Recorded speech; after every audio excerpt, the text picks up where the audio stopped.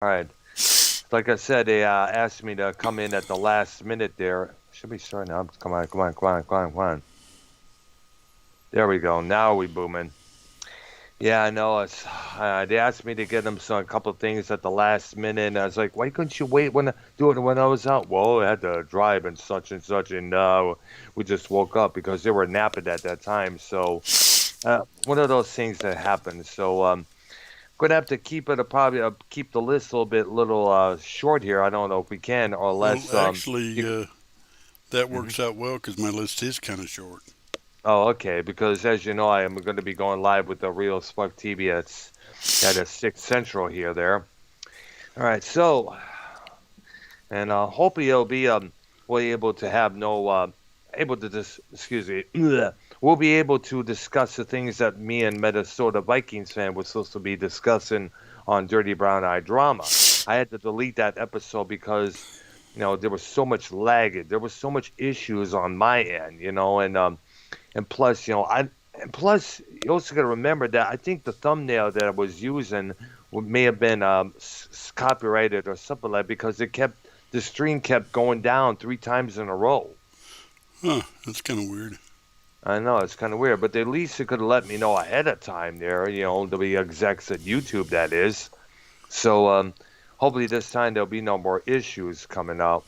All right, so welcome everybody to episode 55 of Arknolia and the Doctor. It'll probably be a short one, I guess you could say, because as I mentioned, I'll be going live with Minnesota Vikings fan, Minnesota Super Bowl, and whoever else is they bring on the call there, or I bring on the call. Um, and that'll happen about let's see, about 6 Central here, 7 Eastern. So what do we got with them? What do we got for us today, man? Well, starting in the mid tees, I suppose, and a Uh, couple, a couple. Some of these we've already kind of talked about, but I thought I'd mention them again. all right. First one's Thin Lizzy. Oh yeah, there we go. One of the prime Irish rock bands that were to emerge from that country. They were one of the first bands to really interpret Irish folk into their music. Their cover of "Whiskey in a Jar," people basically know the Metallica version by heart, but we all know it was the Sand. What was it? What was the Sandbinders who originally recorded that in the 1960s? Oh, the Sandpipers? Yep. Sandpipers, I think it was, yeah. I think it was them or something like that. And we also cannot forget groups like the Irish Rovers. Yeah.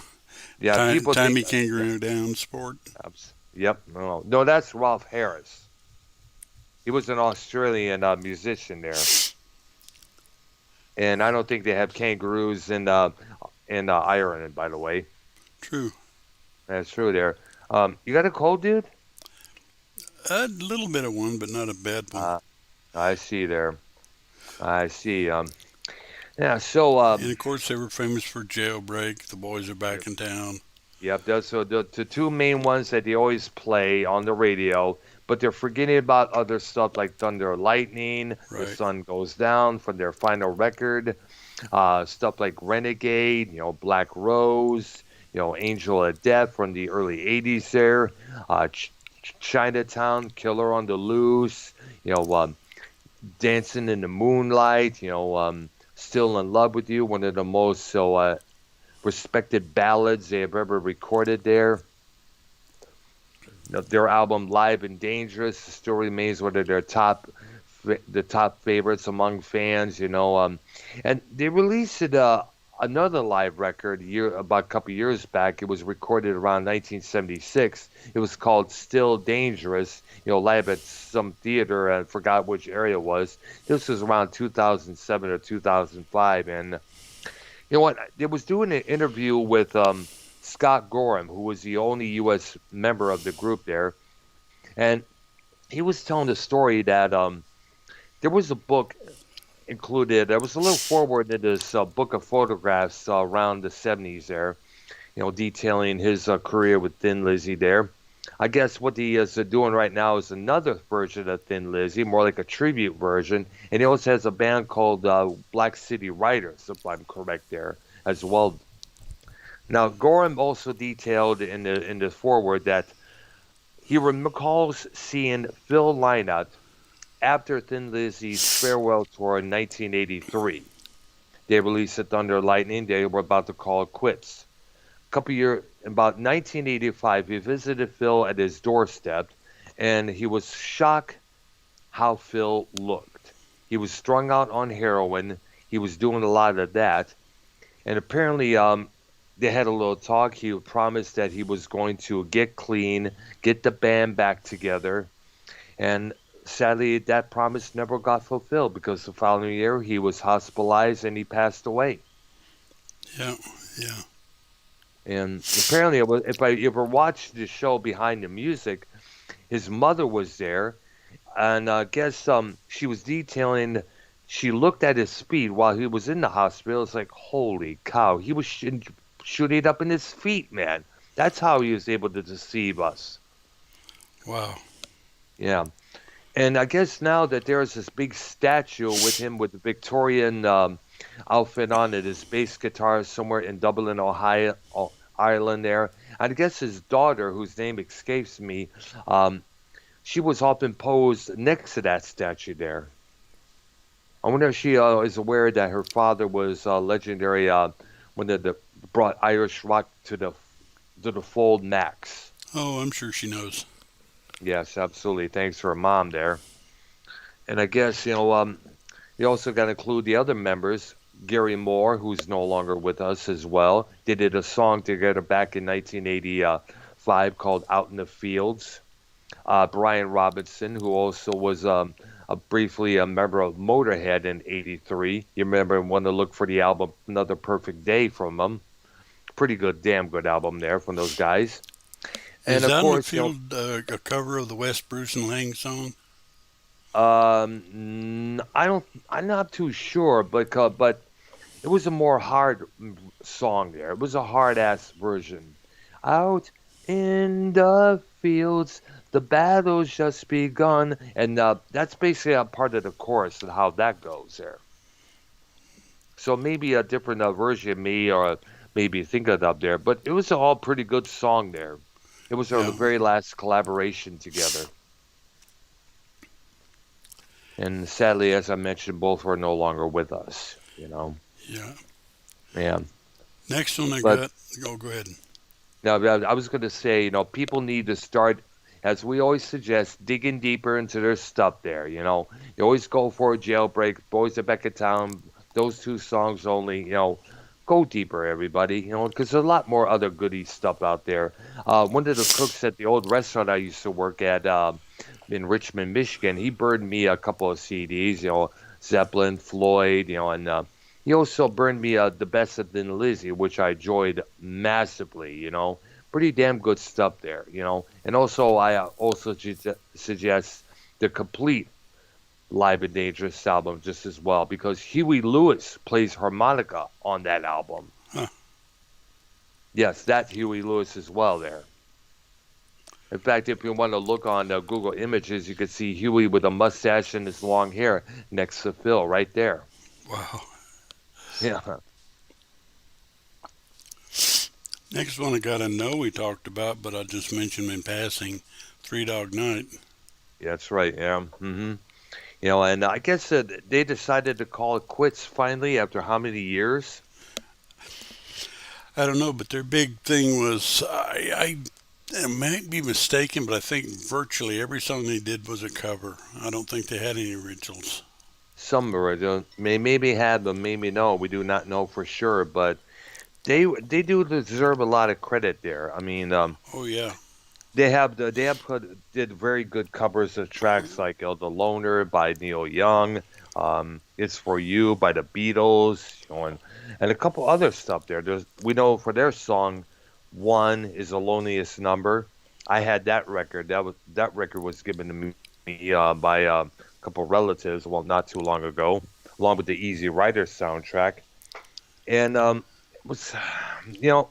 I think there are no more because I know Corey Wells passed away, yeah, and Chuck Nagon he was not allowed back in the group because of all the excessive drug use and the chaos that he was doing at that time.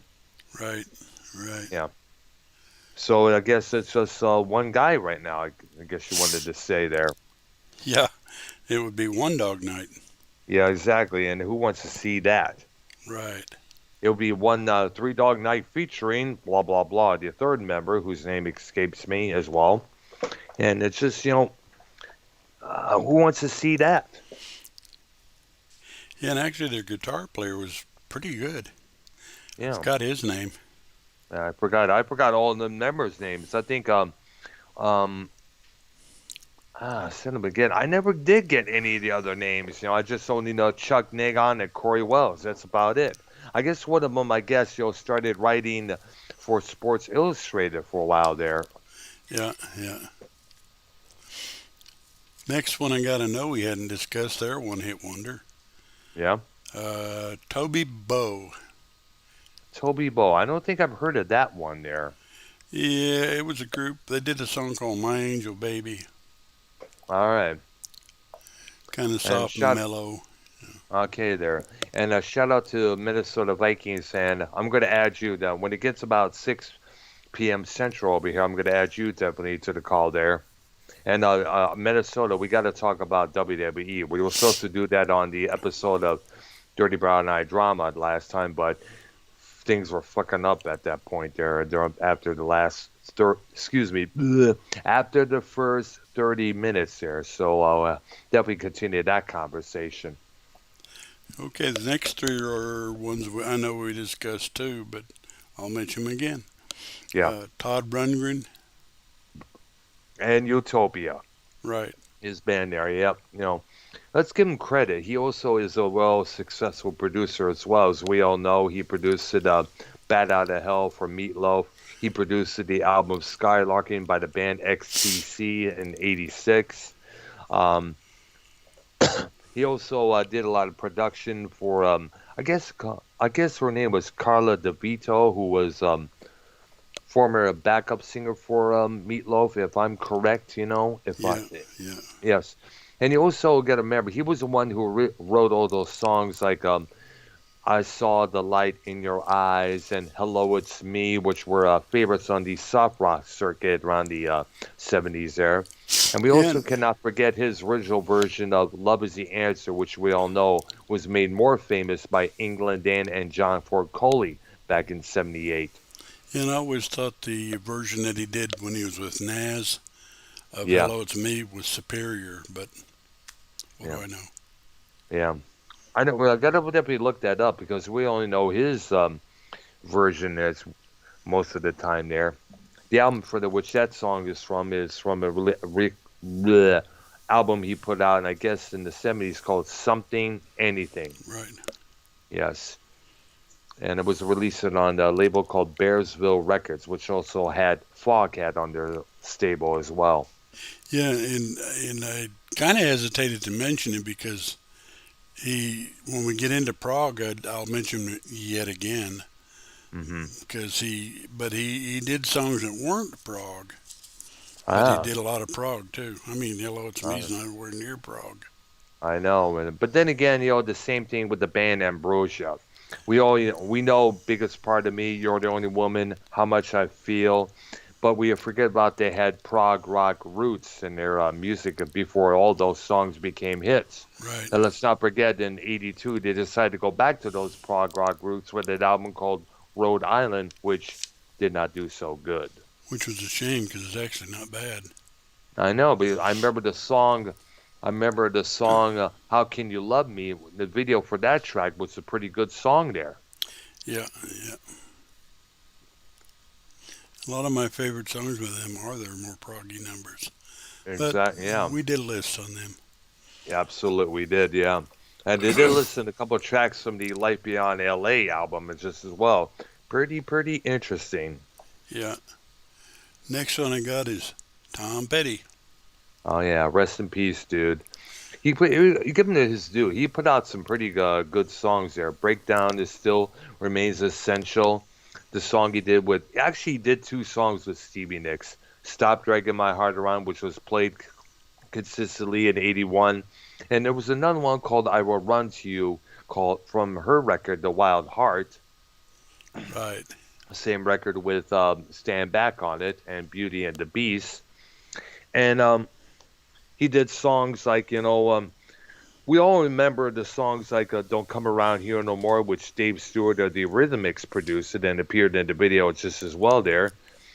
We also can't forget I Was Born to Rebel. He also did stuff like You're Jamming Me. He also had, I guess that song, believe it or not, kind of started to feud between them and Eddie Murphy because on the lyrics it says you could take back Eddie Murphy, give them all someplace to go. And I guess Murphy himself wasn't too keen on those lyrics there. I thought they were attacking him. But I think what it was is that they were just tired of all this shit being shoved down their throats, from what Yeah. I understand. Next one I got is Toto. Oh, yeah. You know what? They're still together. But Yeah, I guess it's a four-piece now, whereas was a six-man piece, if I'm correct. originally. Yes, exactly. Steve, these were made up of friends who were session musicians to other musicians just as well. I know. I think Jeff Porcaro played with on the Boz Scaggs, a couple of his albums there. I understand. Steve Lukather did contributed a lot of guitar licks to this person. One of them, including Libby Newton-John, as well. He did the guitar solo for her big hit, "Physical." And also, he did the guitar for those two Tube songs, "Talk to You Later" and "She's a Beauty." Yeah.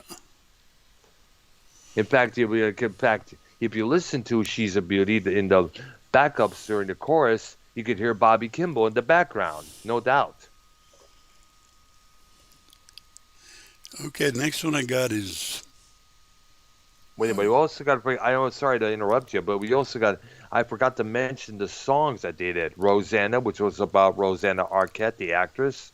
"Africa," which became the "Don't Stop Believin'" of this period here, which the band Weezer recently did a cover of, which was not too bad, almost similar to the original. We can't forget "Georgie Porgy," which I guess featured Cheryl Lynn on the backup vocals there. Hold the Line, Hold the Hold the Line, still a favorite. "I'll Supply the Love." Hydra. Hydra, that album. The song 99, which I Right. understand is about Agent 99 for the series Get Smart, if I'm correct. Makes sense to me. Yep. Good song there. Interesting album cover for that album, Hydra. Yeah. Yeah. Very interesting there. And we cannot forget the song "Stranger in Town," which Right. came out from that album called "Isolation," which came after Total 4. The big one there that won those Grammys, which became such a big hit with Rosanna, Africa, and a few others there. "Make Believe" as well was a good one there.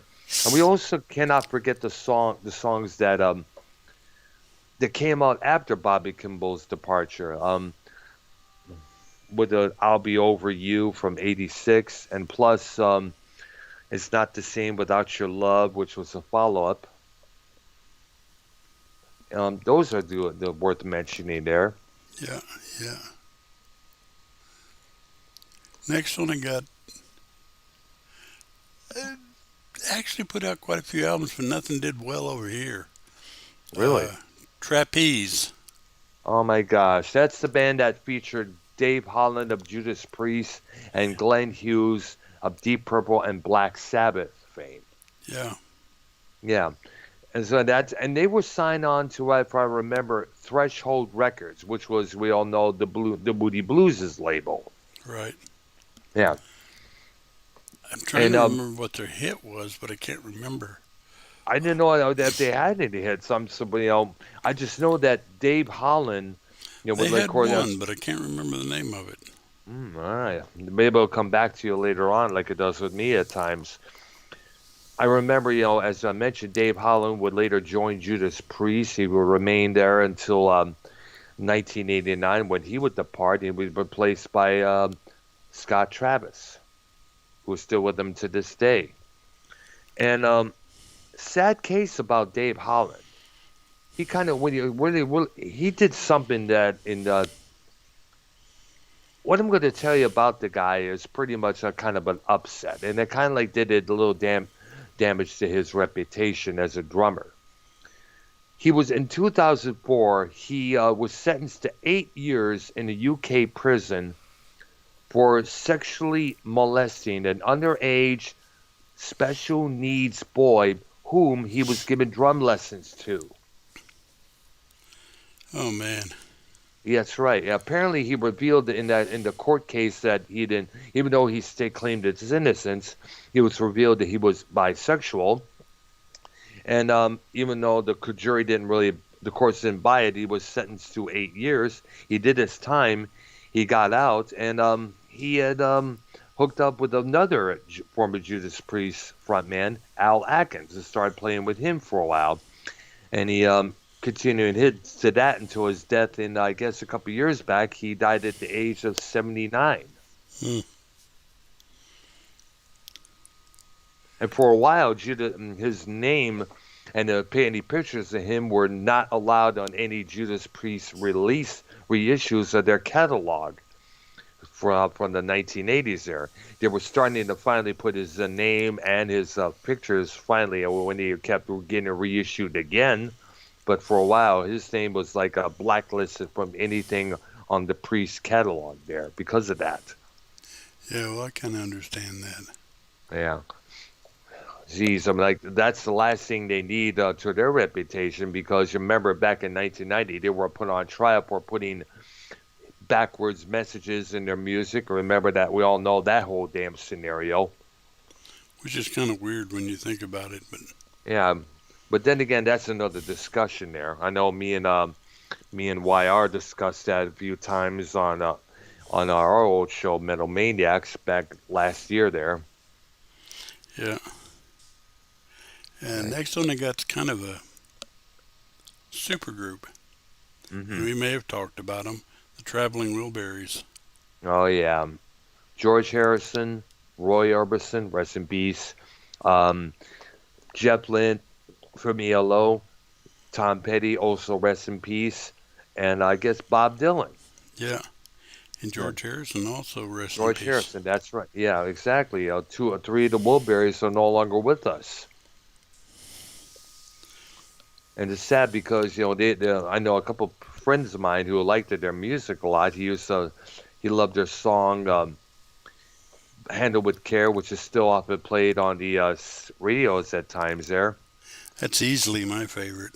yeah, and of course we can "End of the Line" there, the video for that kind of came out after Orbison's death. What they did is they had him on a train playing, and when it goes through a tunnel, there will be some. They were focusing on a photo of Orbison on a chair there, while his while his section of vocals was playing throughout the song. Yeah. Yeah. Got a little tribute to him, I guess. Yeah. They could have, they probably would have recorded a lot more. Yeah, and I understand Del Shannon, the guy who wrote the song "Runaway," who Hmm. had that one album that was produced by Tom Petty. He was considered a replacement for Orbison in that project. Hmm. That would have been interesting, actually. It would have been very interesting, but apparently, you remember Tom Petty I guess, was into Del Shannon. Remember, as I mentioned, he released an album on a record label called Network Records, not the network that's in Vancouver, Canada there. But this was a record label that was run by Electro Asylum Records here in the States.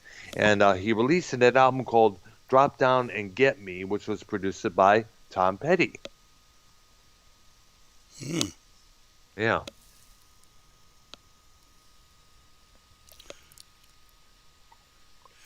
Well, we need to mention Triumph.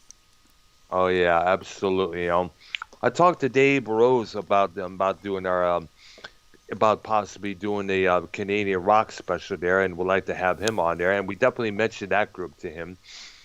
I saw them back in 1983 with my dad at the Joe Louis Arena. So I first time ever saw that group. It was first time I ever saw. It was first time at the Joe, as they have been called it back in Detroit back then. It was like it was an interesting show. Foghat was opening, And he also that all the lights, all the stuff that was promised during the Triumph show was definitely there. At one point, what it was doing when the lights go down for that album, Never Surrender, Right. Gilmore, the drummer, would get behind for his drum kit, get on the mic and say, "Let me see everybody's lighters in the air. Now let me turn on the house lights to see everybody out there." And the place was damn packed. That was until 1987 when they decided to disband there. Hmm. I remember they had a couple good records out there like Thunder 7, Surveillance, Never Surrender, Just a Game, Rock and Roll Machine. Here's another story I got to tell. You remember the song Nature's Child from 1980? Mm-hmm. That was on a record called Progressions of Power that year. And what the story was that it was one of those type of melodies there. Apparently, the drummer Gil Moore forgot that didn't know he didn't have his headphones on, so he was continuously playing this playing while the band had stopped when that song is ended.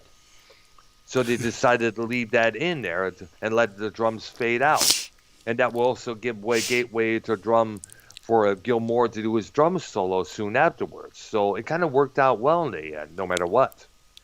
Yeah, sometimes the mistakes that they make are worth keeping. Absolutely, there. Uh, I have two or three others, but they're we already discussed them. Yeah. Let's go to Van Morrison. Mm-hmm.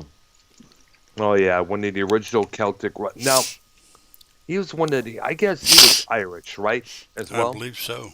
Yeah, because we mentioned Thin Lizzy earlier, but we also got to mention Van Morrison because they were one of the first to branch out into the rock and roll spectrum. There, Yeah, his band Them with the songs Gloria. Well, people only know Gloria mostly there, but we also they had a couple other songs by chance Here if you know Comes the what I'm Night, talking about. Yeah, Here Comes the Night. You mentioned that definitely for sure there. Mystic Eyes. Mystic Eyes, yeah. And they were signed on to Duran Records, which we also know was distributed by London Records as well, which Moody Blues first recorded there. Yeah, they also did something called I Can Only Give You Everything. Yep. And of course, I guess them decided to disband, if I'm correct, and Van Morrison would become Van Morrison, the solo artist, and Right. would have a phenomenal amount of records as a result there, including the original "Have I Ever Told You Lately That I Loved You?" Brown Eyed Girl. Yep, Brown Eye. Well, that was a them song, if I'm correct, right? No, he did it. Oh, really? I didn't know that. So, what year did them broke up? Off the top of my head, I'm not real sure. I think it was 'Cause still the 60s. oh wow, because because I'm kind of surprised. I figured it was just the band them with Van Morrison who that recorded that song Well, it's on originally. his I album always TB Sheet, so so as much I see there, so I feel corrected. So I'm corrected on that thing there. he did a song called Domino, which was good. Yep, that's true there. Tupelo Honey. Which was the one that go da da da dun dun da dun da dun dun dun da dun dun dun da dun da dun dun? Because I know it's him, man. Ooh, off the top of my head, I don't know. Did another one Oh, called Blue Money, which was pretty decent. and I asked because I remember an episode of the Young Ones, the British TV series there. They had a guest, Dixie's Midnight Runners. You remember from Yeah, I that remember song, them. Come On Island? They did their cover of that song for that particular episode, in which they did a pretty damn good version of. Wow. They did. Yeah, they nailed it. They absolutely nailed it, man. They did. So I was wondering by chance if they knew if anybody knew the song, which, fuck, I'm getting tongue tied here. If anybody knew the name of that track there, because I always was wondering, because when I hear that song, on the radio at my workplace there, I often think about the Dexy's Midnight Runner cover there.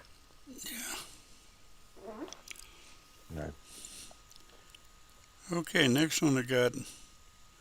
When Eric Burden left the Animals, he did a song with this group, and then they went Oh off yeah. on their own. And it's Oh Eric yeah. Burden and War. Absolutely. I knew the way you were talking about. He was the only white member of that group, I understand there, right?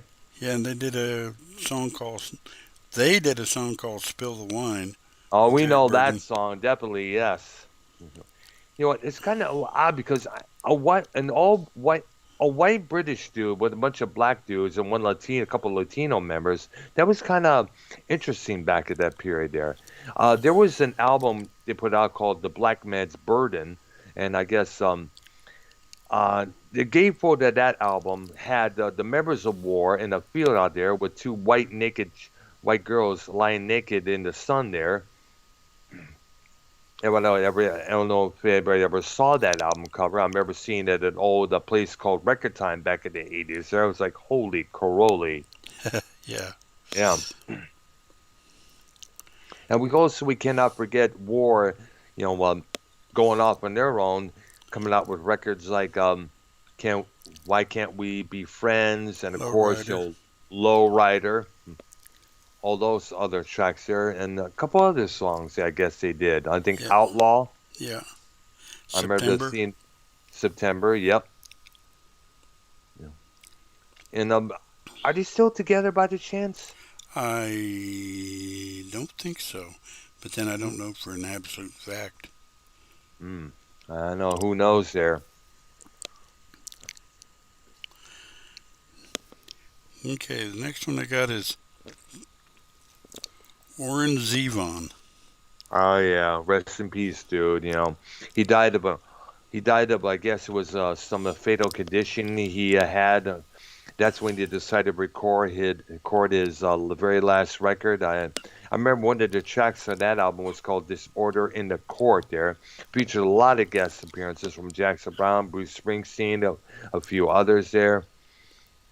This is the guy who came up with the song "Werewolves of London," which partially was sampled by Kid Rock along with "Sweet Home Alabama" for that song "Last Summer," Yeah. which came, I guess, in 2009, if I remember there. And no, I was not a big fan of it. No, I've never been a big fan of any of the sampling stuff. No, no, I'm just not a fan of. Well, it all depends what kind of samples you could get what you could use with it there. But I'm sorry, Kid Rock, nope, sorry, never liked him from the word go. When he was a rapper, didn't care for him. When he became a hick, never cared for him either.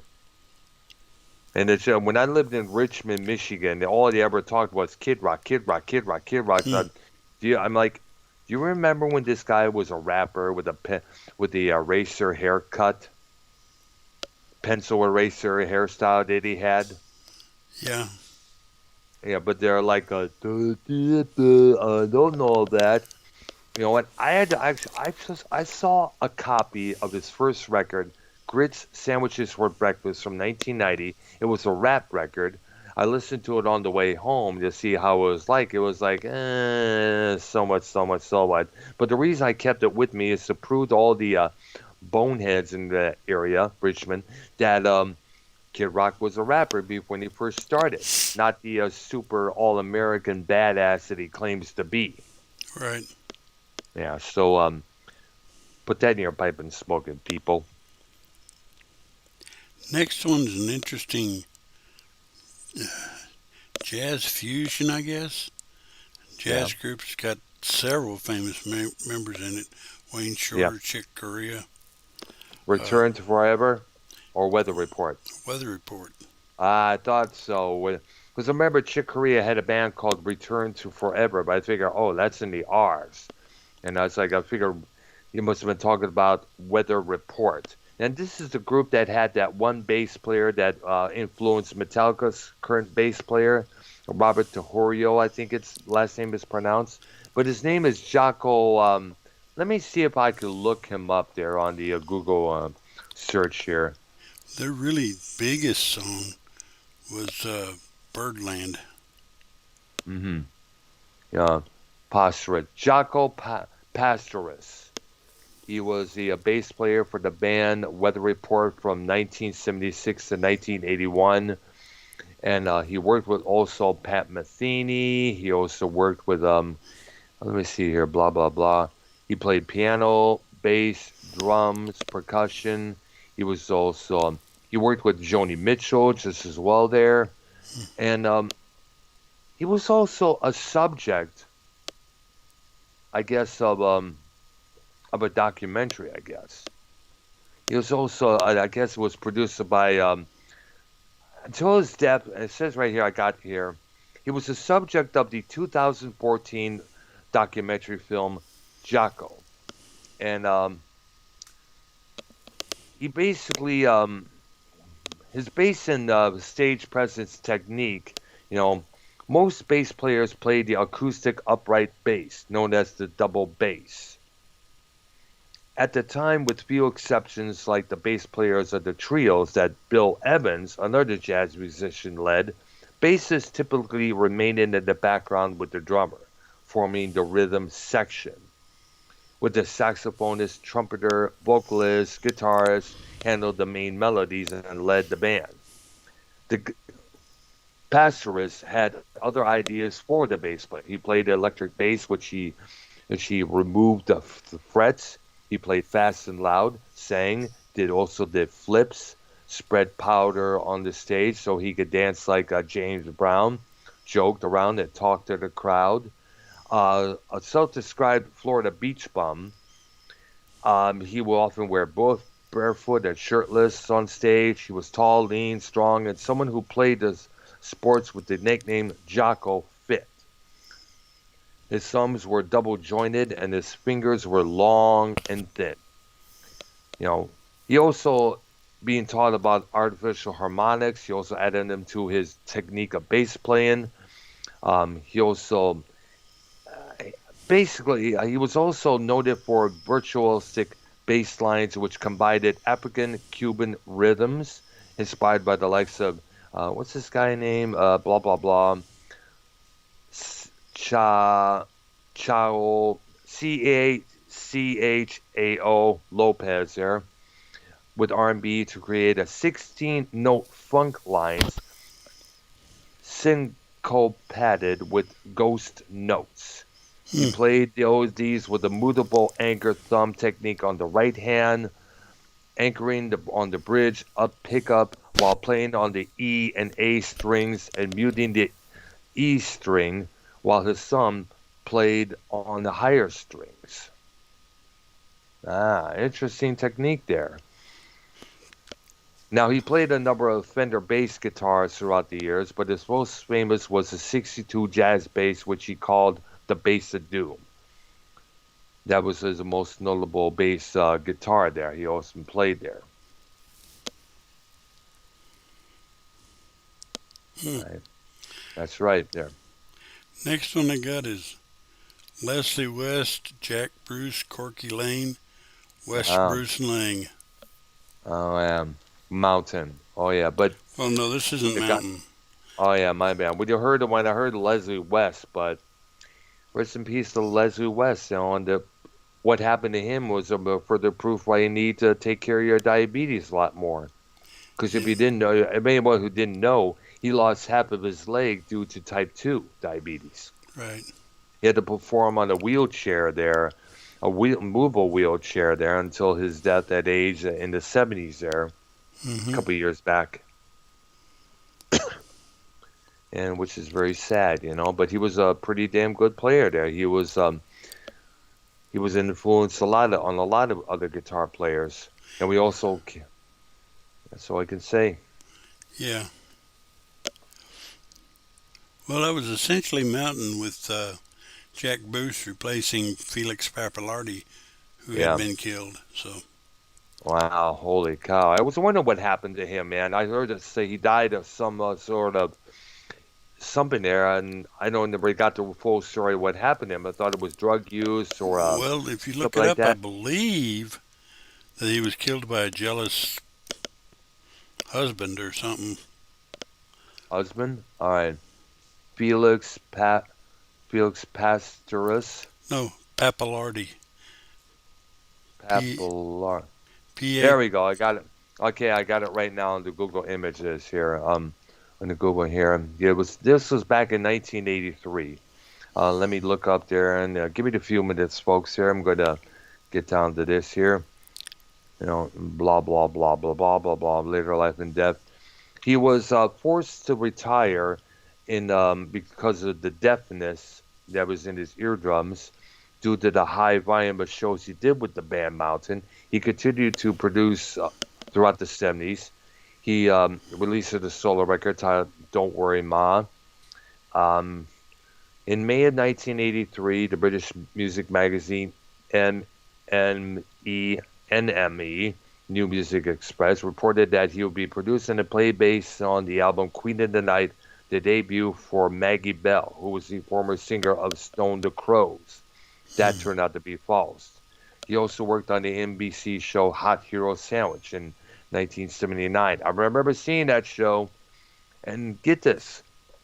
On April 17, 1983, he was shot and killed by his wife, Gail Collins Paparotti, in their apartment in the east side of Manhattan with the ringer that he had given her as a gift a few months previously. She was charged with second-degree murder and found guilty of the lesser criminally negligence homicide. Wow. Wow. Interesting. Well, I knew I had seen Mountain on when Dennis Miller had a show, Yeah, I remember, yeah. and Dennis asked him, what was the deal, and I thought Leslie said that he was killed by a jealous husband, but apparently no, his wife. Yeah, I know. I was going to say, when you said husband, like, huh? But It yeah, was like, I didn't know, but we didn't know the guy was gay, but it turns out he wasn't there. oh no, it wasn't a gay thing. It was like jealous husband of a girl he was messing with. Wow. Or something like that. Yeah, as well as confirmed as because it would sound like he was one of those players who like to play with other people's wives, I guess. Yeah, from what I gather. All right. Next one I got Okay. is an interesting, should have been done with Southern Rock. Yeah. Wet Willie. Oh, yeah.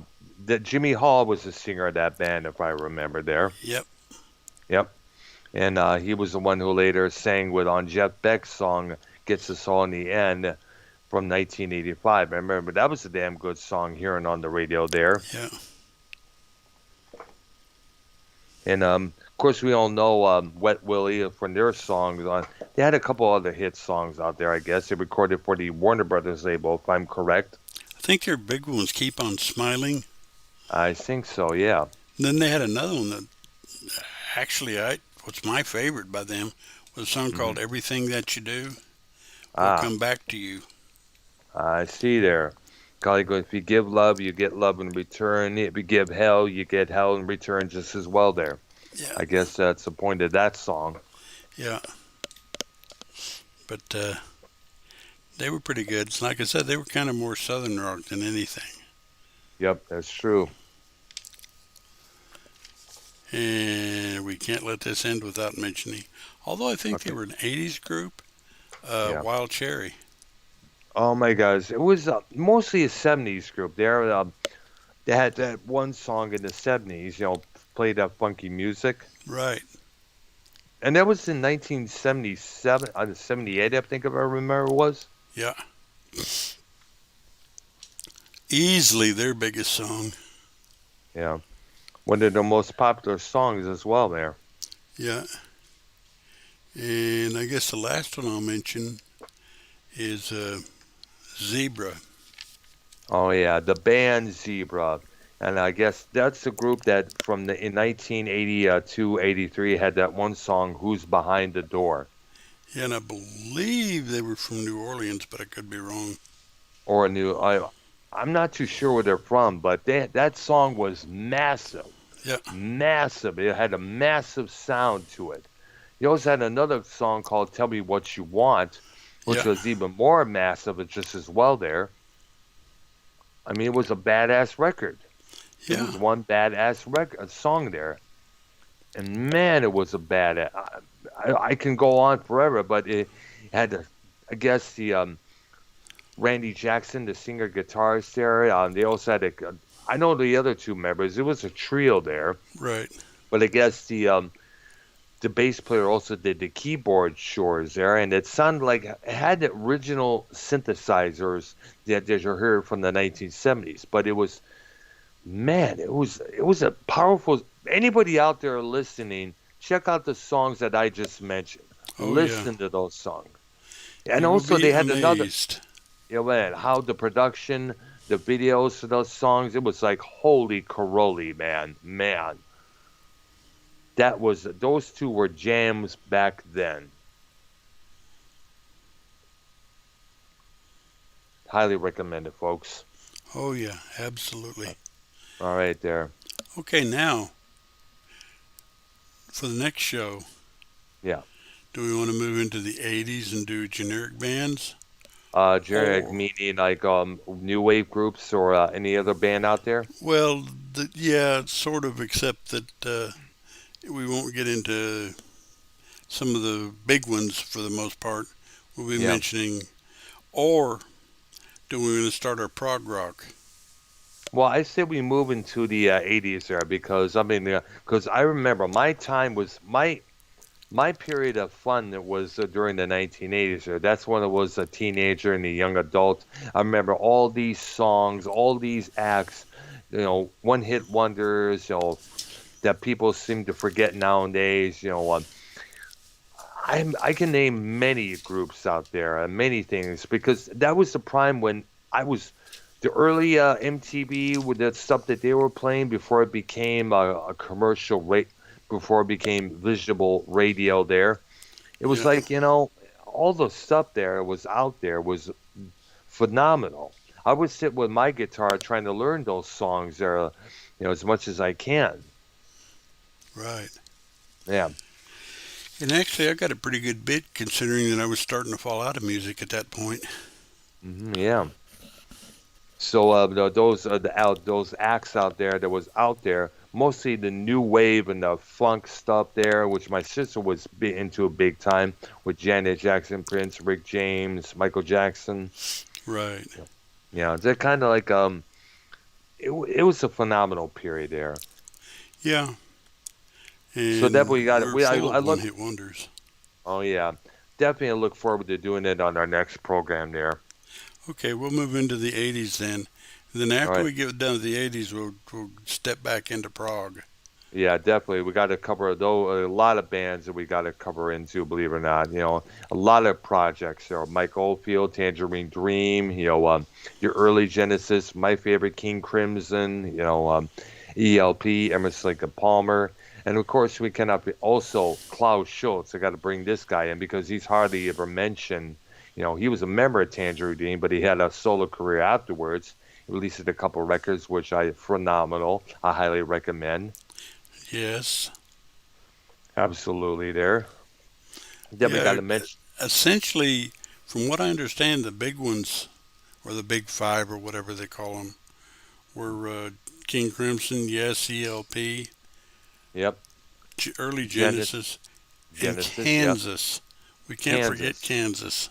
Yeah, absolutely, because they were a prog rock band. When you think about it, there, people often look only focus on Carry On Wayward Son, Dust in the Wind, People of the South Wind, or A Point of No Return. But they come up with whole bunch of other songs out there. Yeah, and Carry On Wayward Son is darn near prog. Yeah, it is. In fact, the early stuff is prog when you look Oh, at the it first there. 3 or 4 albums were almost nothing but. Yeah, absolutely. That needs to be mentioned there. But All yeah, right, we'll, shall we'll go then. But I guess we'll next, what's today, Thursday?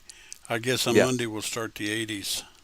absolutely there. Look forward to doing that because there's a lot, as I mentioned, there's a lot we could definitely talk. I could touch up on there, a lot of it. I've got a pretty extensive list, but I'm pretty sure I'm not, I'm going to forget some because, like I said, I wasn't into the music as much in the 80s. Yeah, I see there. Oh, I was absorbing everything back then. I was absorbing all the stuff there. And it's too bad that the people today only concentrate on the hit songs and not Yeah. look toward, as we mentioned, this is why we do these shows, folks, for people out there to dig fucking deeper. Yep. And All you right, want to there. do that. All right, so I'm going to try and add the Minnesotas in here, Silver Roll Hunter and Vikings fan here, because their show is on, so I know I'm due to join in. Care to stick around? For a little while, but my back's starting to hurt, so I won't be long. All right. Okay, I understand there. I'm going to add those. Okay. Give me a couple